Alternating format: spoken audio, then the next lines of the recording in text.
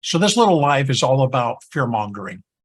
Now, I'm in the disaster management field and I subscribe to a lot of other people's information. And just yesterday, it just appalled me of how much fear mongering these people are throwing out there in order to sell their products, their services, their devices, their information, because it's absolutely unnecessary. So what is fear mongering?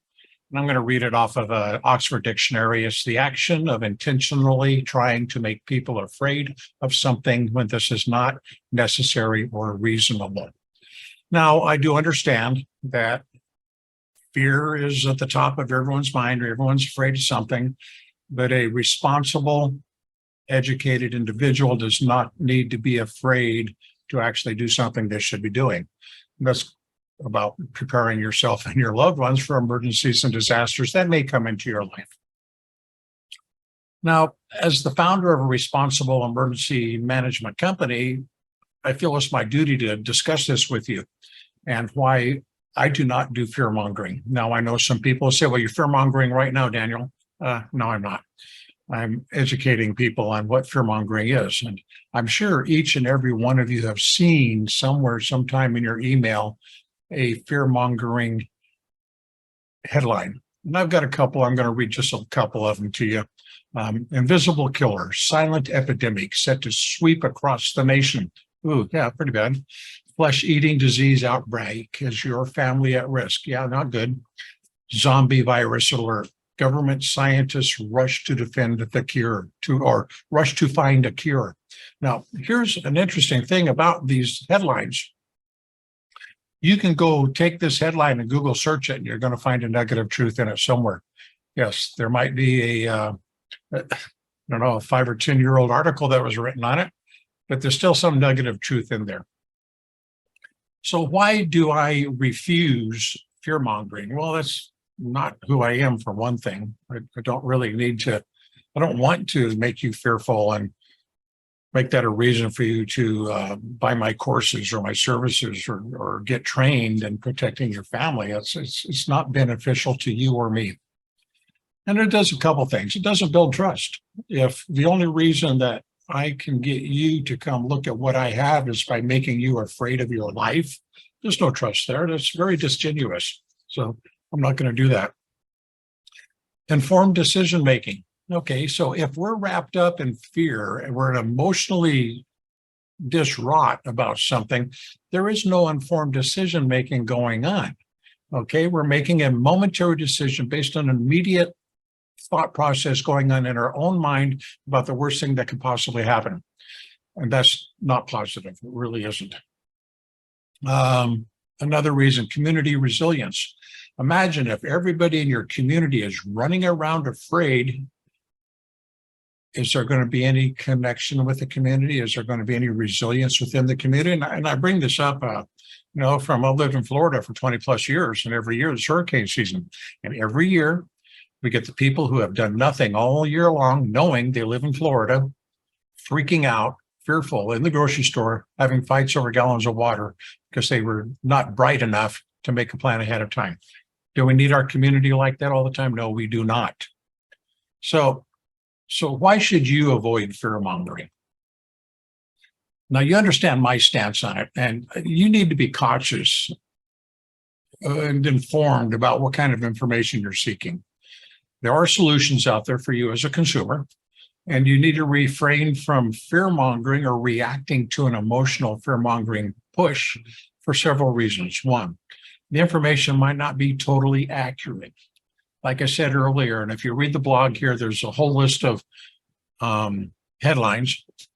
And if you go look at some of these headlines, and I have, they're dated. They're very dated. They could be 5 years. The information based on the headline could be 5, 6 years old. Okay, not all of them are, but some are. So there's not necessarily very accurate information. There's panic buying. That's right. I just mentioned that. All the people going to the grocery store panicking over toilet paper. Oh my God, I need toilet paper. Yeah, if you were prepared ahead of time, you wouldn't be the panic thinker. Yeah, that's right. You would not be panicking if you were prepared ahead of time. But most people are not for some reason, and I'm not going to get into that. Another reason is emotional manipulation. That's right.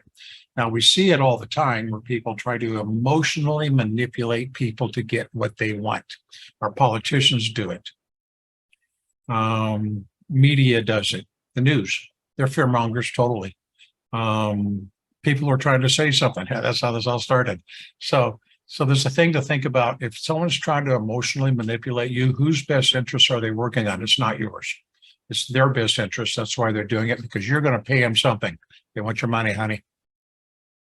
Now, one very important thing is there is a disregard for long-term planning. That's right. When we're looking at disaster management, we're looking at a broad, a long-term, all right? You've heard me say many times, we're going to be giving this world to our children. One of these days, we will not be here. That's right, Mom, Dad, you will not be here one day. You're going to die. There's nothing you can do about that. So what are you going to do to prepare your children to take forward and move forward? This is the long-term planning. If we teach our children to be emotionally distraught every time they hear something from somebody, we are not doing the best by them. All right. We need, now emotions are good. I'm not going to say they're not. They're very good to have. They keep us alive, and they're wonderful. I love my children. I love my daughters. I love my friends. But living in an emotional output all the time is just not healthy. It isn't. Sometimes we need to use this, not this. So there's a couple of things I'll look at. Start your plan. If you don't have a plan of action yet, I'm going to ask you why. I mean, depending on where you live, you should have already had a plan, and you probably have deep down in your reptile brain there, you do. So why haven't you done it? What are you ignoring? What is that emotional trigger happening to you that keeps you afraid from doing it? Are you becoming emotionally distraught thinking about it? Could be. Well, then that means you need some true and valid information. You need to get your information without the emotions. There's a few things you can do to get started. The first thing you can do is assess your risk. What is it that's in your neighborhood, in your community, that is at risk? Now, the easiest way to do this is contact your local office of emergency management. That's right. Every county and city has one, and ask them what are the risks they're preparing for, and that'll give you an idea maybe of what you should prepare for. Now, depending on where you live, you already know it. If you live in Florida, the Gulf Coast, the lower southern eastern seaboard, it's hurricanes. This time of year is hurricane season. If you live on the far left coast, it's earthquakes, which don't happen every day, but they do. Actually, they are happening every day. They're just small. But there's the wildfires. Okay, so civil unrest, that's a big one too. So depending on where you live, you probably already know what the risks are. Confirm that and start looking at how you can protect yourself, your family, your loved ones, and your property. Now, everyone says it all the time, build a plan. Come on, have a plan. Now, we talk about this all the time, have a plan. Now, if you need to know how to build a plan, I can help you. That's right. You can DM me, you can email me, Daniel at emergencyactionplanning.com. I will hook you up with a plan of action to get you started. Another thing is build a kit. That's right. That water, that toilet paper, all that stuff you're going to need when the grocery store is depleted from all the people who are emotionally distraught and freaking out and panic buying because they have no plan. Don't be that person. And finally, just educate yourself. That's right. What's wrong with an education? Did you know that intelligent people stay educated? That's right. Stupid people don't. That's right. So let's think about this. If you're a smart individual, and I'm hoping you are, and thinking you are, you're going to educate yourself on the information I've given you. If you've come this far and you haven't turned off, you have an attention span broader than a goldfish, and you're probably thinking about something you could or should do. Start educating yourself in the process. So in conclusion here, in disaster management, there's no room for fear mongering. Yes, there is some fear. You need to have that fear. That's what's kept us alive as a species for so long, understanding that there is a lion, a tiger, or bear in the woods somewhere and they want to eat us. Okay, got it. So, but understanding that and knowing how to deal with it is not something that you need to have emotionally wrapped up in. Okay, so make informed decisions, build trust within your community, prioritize the long-term planning, take essential actions to outfit yourself, your family, and your loved ones so that you can actually be prepared for those things that may be coming into your life. Till next time, this is Daniel. I want you all to stay informed and stay safe.